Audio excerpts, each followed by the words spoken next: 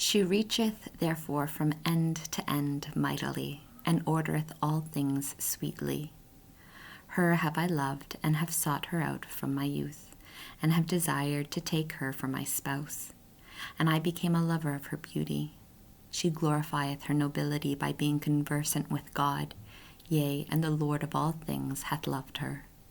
For it is she that teacheth the knowledge of God, and is the chooser of his works. And if riches be desired in life, what is richer than wisdom, which maketh all things? And if sense do work, who is a more artful worker than she of those things that are? And if a man love justice, her labors have great virtues. For she teacheth temperance and prudence and justice and fortitude, which are such things as men can have nothing more profitable in life. And if a man desire much knowledge, she knoweth things past, and judgeth of things to come. She knoweth the subtleties of speeches, and the solutions of arguments. She knoweth signs and wonders before they be done, and the events of times and ages. I propose therefore to take her to me to live with me, knowing that she will communicate to me of her good things, and will be a comfort in my cares and grief. For her sake I shall have glory among the multitude, and honor with the ancients, though I be young. And I shall be found of a quick conceit and judgment, and shall be admired in the sight of the mighty, and the faces of princes shall wonder at me. They shall wait for me when I hold my peace, and they shall look upon me when I speak. And if I talk much, they shall lay their hands on their mouths.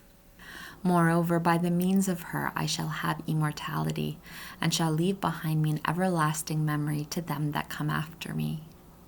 I shall set the people in order, and nations shall be subject to me. Terrible kings, hearing, shall be afraid of me. Among the multitude I shall be found good and valiant in war. When I go into my house, I shall repose myself with her, for her conversation hath no bitterness, nor her company any tediousness, but joy and gladness. Thinking these things with myself, and pondering them in my heart, that to be allied to wisdom is immortality, and that there is great delight in her friendship and inexhaustible riches in the works of her hands, and in the exercise of conference with her, wisdom and glory in the communication of her words, I went about seeking that I might take her to myself.